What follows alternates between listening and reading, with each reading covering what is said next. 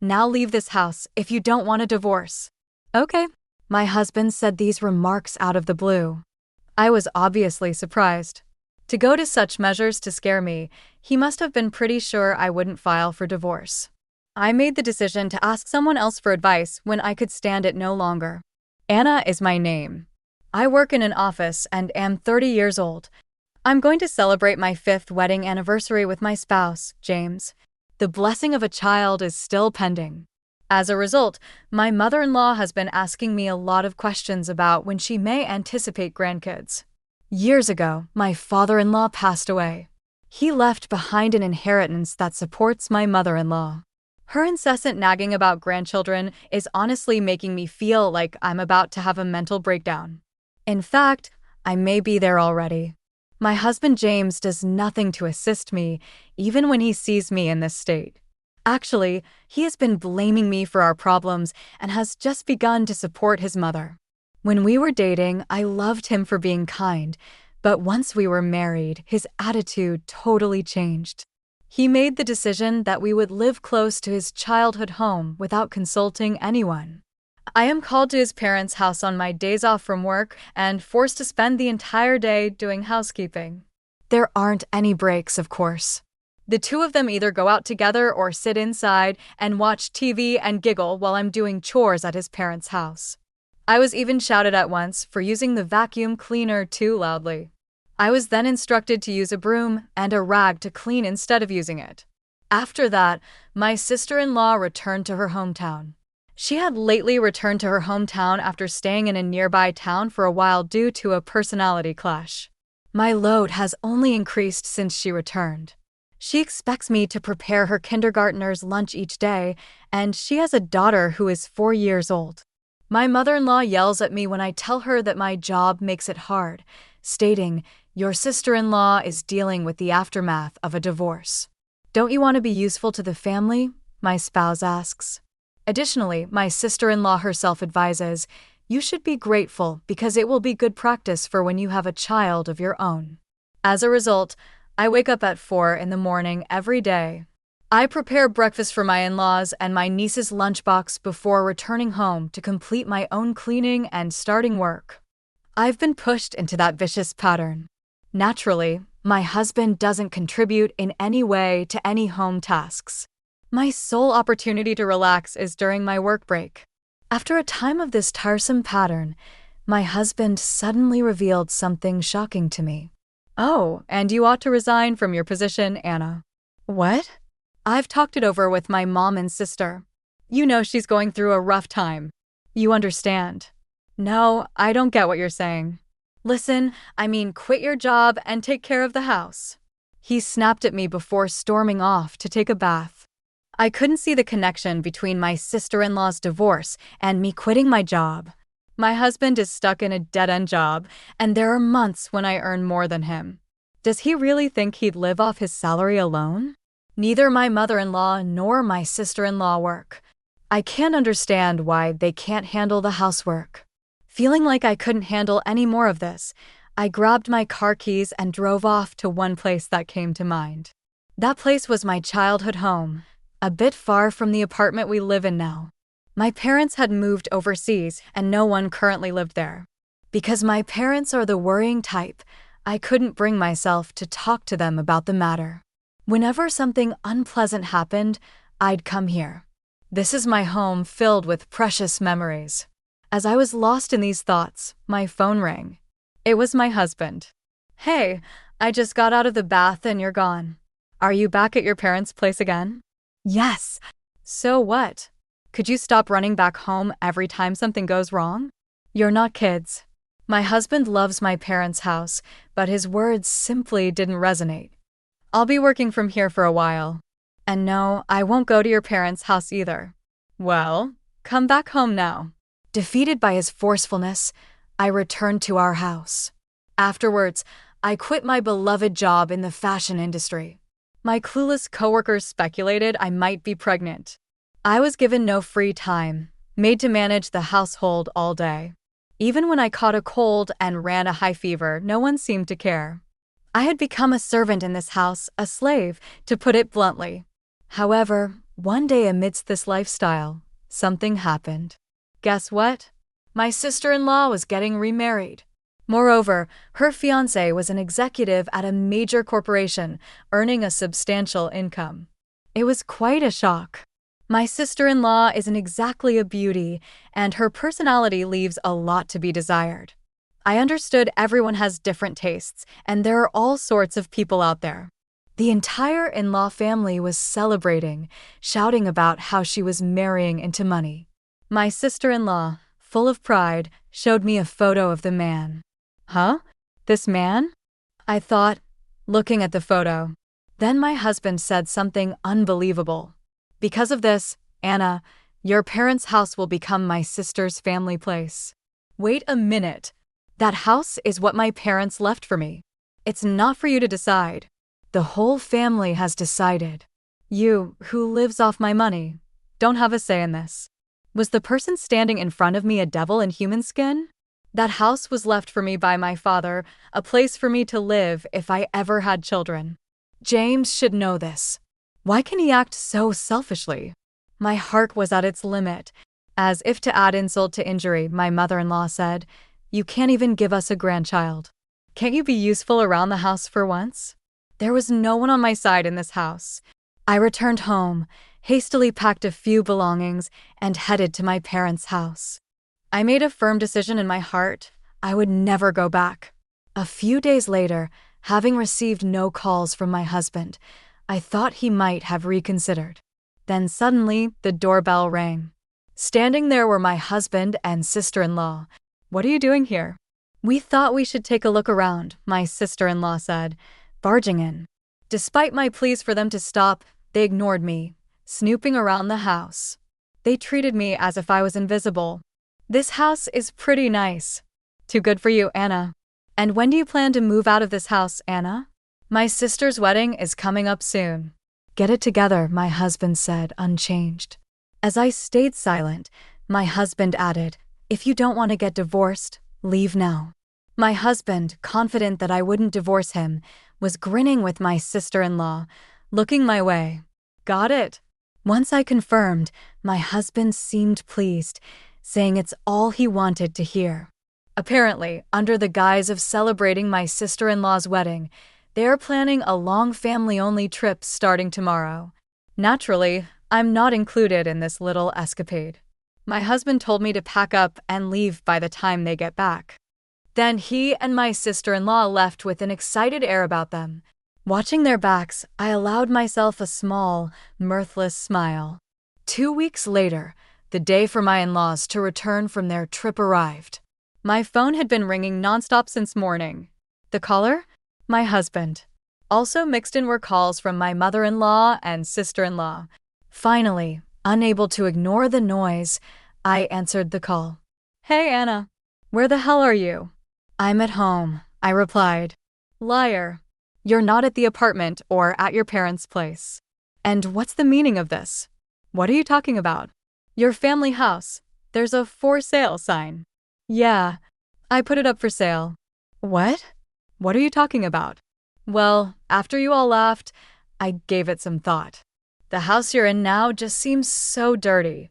I do like things to be clean, after all. I'm divorcing you." "Don't mess with me," my husband yelled. That was going to be my line. "Let's talk to our lawyers from now on."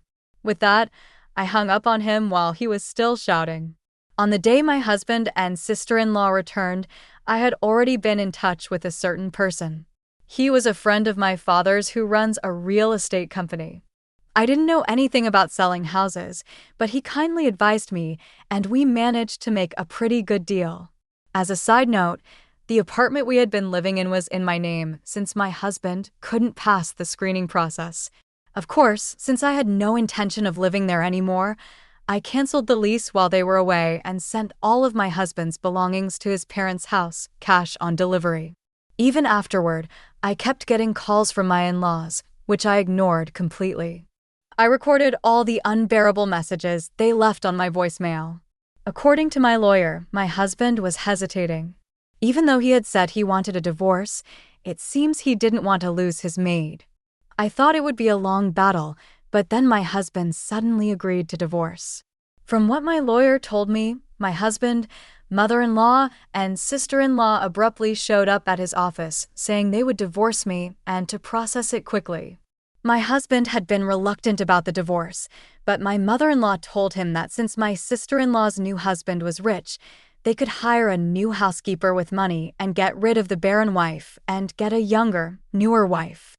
With that, my husband agreed to the divorce. Moreover, they offered to pay a small settlement on the condition that I would not get involved with them any longer. I thought that was supposed to be my line, but I decided to accept what was offered. Not long after, my sister-in-law got remarried. For a while after that, life was quiet. Taking care of myself was so much easier than I thought. I deeply regretted not divorcing sooner. Well, I'm finally free. Time to enjoy my new life. Just as I was beginning to embrace this thought, an incident happened. Out of nowhere, my in-laws showed up at my new home. The moment I opened the door, they barged in and my ex-husband demanded, "We need to talk." "Sit down." Despite wondering who they thought they were, I took a seat. Then he said, "Come back home. We forgive you." Unable to close my gaping mouth, I answered, "Excuse me." I wanted them to leave immediately, so I teased, "Oh, are you talking about your sister's husband? Has he disappeared?" The three of them widened their eyes as if to say, "How do you know about that?" and stared at me. "What? Do you know something?" After we registered our marriage, he suddenly disappeared. "We can't contact him." The mother-in-law added with a hint of excitement. "On top of that, he ran off with our family's fortune." "Was this your doing?" "You've brought us such terrible fortune, daughter-in-law." She looked as if she would attack me at any moment. Tired of their baseless accusations, I decided to reveal a truth to them. "Wow, I didn't know your sister liked hamburgers so much." "What? What are you talking about hamburgers all of a sudden? Don't you know? Your sister's husband isn't some executive at a major company. He's just a part-timer at a hamburger shop." Hearing this, the sister-in-law froze, at a loss for words. I continued my story. In my single days, my friend and I loved to visit different hamburger shops. There was one favorite shop where a certain employee always made mistakes and got yelled at by the manager. That man happened to be the sister-in-law's husband. Since I started dating my husband, he told me no more hamburgers, so I had given up my hobby. I had recognized the man from a photo the sister-in-law had proudly shown me, but I decided it wasn't my place to interfere and stayed silent. When I showed her the shop's homepage for evidence, she stared intently at her husband's picture in the background. By the way, I visited the shop recently with a friend, but her husband was no longer there. He probably left town. That's marriage fraud. It seems that's what they call it. I'm sorry for your loss. The mother-in-law, who had been silent, said, "You knew and you didn't tell us? We took care of you, who can't even have children, for years. You owe us." At her nonsensical rant, I decided to reveal another truth I had been keeping. First of all, I'm not the reason we couldn't have kids. Maybe my ex-husband can let you in on that. The mother-in-law looked at her son in shock, and he guiltily looked down. When we couldn't conceive after our marriage, we decided to get tested, at the insistence of the mother-in-law. There was nothing wrong with me, but my husband had a very low sperm count. The doctor told us that he was the reason we couldn't have kids. When the mother-in-law asked about the test results, my husband instantly lied that I was the problem. I was angry, but they just said nonsensical things like you have to support your husband, refusing to face the truth. My ex-husband joined forces with my mother-in-law, pinning all the blame on me in the end. "Look, I admit I was wrong," my ex-husband said. "Once the house sells, we'll get a good chunk of money, right? Let's all live happily as a family again." "Well, we've been through a lot, but let's get along from now on," my mother-in-law chimed in. At the end of the day, I realized they probably came here today with the intention of getting their hands on my money. What a disgusting lot. No chance I'm getting back together with you, and I don't consider any of you family. Upon hearing this, my ex-husband retorted, "Getting a little big for your boots now, aren't you?" I know even if you sold the house, you hardly have any savings. How do you plan to survive? It seems he had sneaked a peek at my bank account during my single days, and now he had this smug look on his face, as if to say, now that you know, do as you're told. To poke fun at my situation, the three of them were smirking at me. So I decided to enlighten them with a little truth. Sure, my savings aren't that much. See? I told you so. But instead, I've invested in stocks enough to live without working for the next few years at least. Their faces looked like they wanted to say no way as they stared at me. Actually, since I was a child, my father was interested in stocks and investments. He had a knack for foreseeing things, and I inherited those skills and built up a decent amount of wealth. The money that supported my parents' move abroad was all from those successful investments. Of course, I had kept this a secret from my money-grubbing ex-family. Seeing them disappointed, I said, "You can leave now." Oh, what was it again? It's in our divorce conditions.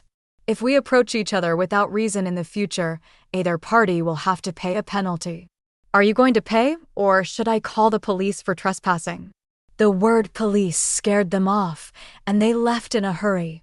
I immediately consulted my lawyer about the day's events and was told to contact him if the ex-family tried to get close again. As expected, once they knew I had assets, my ex-husband sent me a ton of messages begging to reconcile. Nostalgic photos of places we'd been on dates, creepy messages like "I'm here right now thinking about those days" arrived almost daily. I thought about blocking him but kept everything as evidence, just in case. And yes, I wondered how he managed to text me all day while supposedly working, but I didn't really care. But when he started trying to contact my friends, I decided enough was enough and sent him a message. "I'll go to the police if this continues." I sent him a photo of our divorce agreement and the nearest police station along with the message. After that, the messages stopped and I never heard from my ex-husband again. I thanked my lawyer, and he dropped a bombshell. Apparently, my ex-husband planned to live off his sister's new husband and had quit his job when she remarried. He was a fool for leaving a decent job at a decent company. "Document you asked for should be arriving soon," I told my lawyer. I had placed another request with a lawyer separately from this matter. Soon after we were married, I felt something was off. My precious personal belongings were slowly disappearing. First, it was a necklace that I bought myself when I was single. Then a fountain pen my parents had given me as a job-starting present. Bags, rings, and above all, the fountain pen was something I cherished greatly. When I talked to my husband about it, he yelled, "Don't worry about losing things." Suspicious, I installed a surveillance camera without telling my husband. What it captured was my husband and mother-in-law rummaging through my closet, grinning. Once my sister-in-law moved back in, the footage showed 3 people instead of 2. Taking advantage of my silence, their actions escalated. They were selling my personal belongings secretly for money. Fueling their actions, they probably saw the balance in my bank book at that time. It continued until the divorce, so I collected plenty of physical evidence. Just as they thought I wouldn't claim anything, I filed for damages and compensation for emotional distress due to their actions. They must be panicking right now, but it's their own doing. As for what happened to the 3 of them, my sister-in-law's ex-husband found out about this incident, and it seems he took custody of their daughter. Seeing how my sister-in-law didn't seem to care for her daughter, I felt relieved.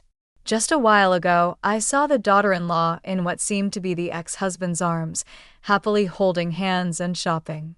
She had a happy smile on her face, something I never saw when she was at my in-laws. The 3 of them, who wanted to live comfortably, apparently applied for welfare.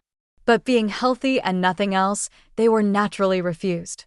As for my husband, his pride kept him from finding another job. Eventually, he went to his old workplace and begged on his knees. But they had been hoping for him to quit and ended up calling the police, which he hated. He has to work, but it seems he can only find day labor jobs. My mother-in-law and sister-in-law had to pay me compensation, so they both started part-time jobs at a nearby supermarket. But the 2 of them, who have hardly worked before, are struggling with the unfamiliar work. Maybe it's coincidence, but since they started, the supermarket sales have dropped significantly. They got quite a strong nickname, the plague-bringing mother and daughter. By the way, the marriage camera is still at large. I thought they owned the house they were living in, but it was actually a rental. Unable to pay the rent, the three of them moved to a rundown apartment that was infamous in the neighborhood. Their living is hand-to-mouth, and it seems they're always fighting. The other day, the police were called because their fighting was too loud. As for me, thanks to their help, I sold the house and used the money as capital to start a new apparel company with a colleague from my old job. Recently, we've been gaining more customers and even featured in magazines and TV. Being able to return to the job I love is the happiest thing for me. Oh, and there's one more thing. I met a man through work and we're getting married. His parents and siblings are very kind and they've been treating me very well. What's more, we're expecting a baby and I'll be the mother I've always dreamed of being next year. I'm the happiest I've ever been in my life right now.